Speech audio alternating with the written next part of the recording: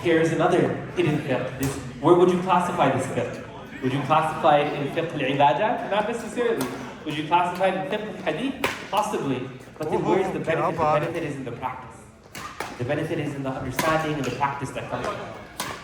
Okay. Now, so this is a type of fiqh that has to do with the connectivity. Then we have the type of fiqh that has to do with the self. So throughout the next 3 weeks, I'm going to present 16 principles for fiqh of self. 16 principles of fiqh of self. Today we will cover 3. And in between them, I want to show the practice of the fiqh of connectivity. Like,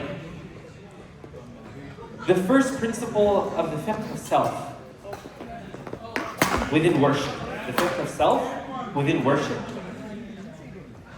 is that what is good for you might not be good for someone else. What is good for one person might not be good for someone else. And this is the hardest thing when it comes to speaking to a big gathering, like a khutbah.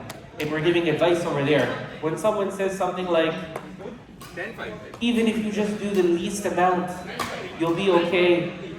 Okay, but if you know for yourself that you can do a lot more than that, that's not your message. That's not your message. That's not what you're supposed to do. An example of this is in the hadith of Abdullah ibn Umar radiallahu anhu, narrated by Saad, the Mawla, the free slave of Abdullah ibn Umar, says that the Prophet said to Abdullah ibn Umar, he said, نِعْمَ الرَّجُلْ لَوْ كَانَ يُصَلِّي مِنَ اللَّيْلِ. He said, what a good man, what a beautiful man he would be if he just prayed a part of the night.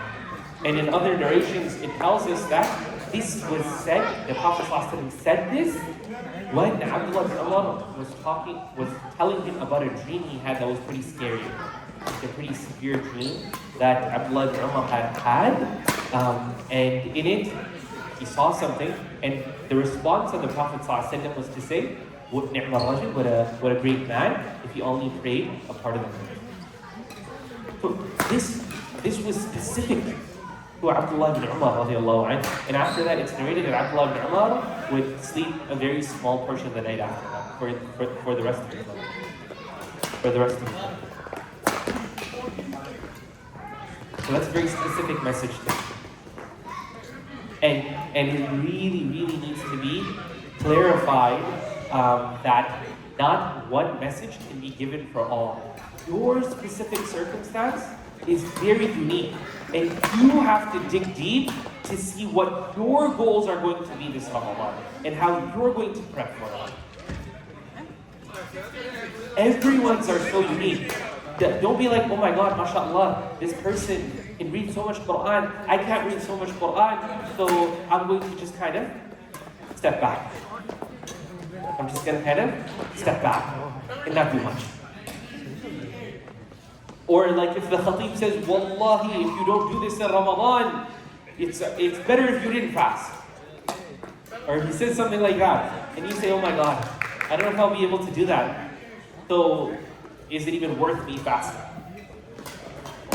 Okay, so what type of principle is this? Fiqh of nafs, right? Fiqh of self and worship. Alright, I'm going to now connect this to a fiqh of sayr ilallah, traveling to Allah subhanahu wa ta'ala, which is the following principle. Actions and the reward you get in them is in accordance to intention. This is different than saying actions are by intention. Such as the hadith of the Prophet ﷺ, that a man might enter into prayer and he might come out with the full reward. Someone else might go into prayer and might come out with half. Another might come out with a third, another with a quarter, another with an eighth, another with a tenth, and so on until there's barely anything left of his reward. This is the hadith in which Ibn Qayyim in his book Wabil al-Sayyib translate, it's like, when it pours, it rains the mercy of God. That would be an apt translation for its title. So like, when it pours in the mercy of God. In it, he does this very lengthy discussion. It's a very beautiful one. I would highly encourage you to go back to it. It's translated in English. We don't have the time to actually read the text here. But he really talks about this idea that the vast majority of scholars say what? Prayer to prayer forgives which sins? Minor sins, right? Prayer to prayer forgives which sins? Minor sins.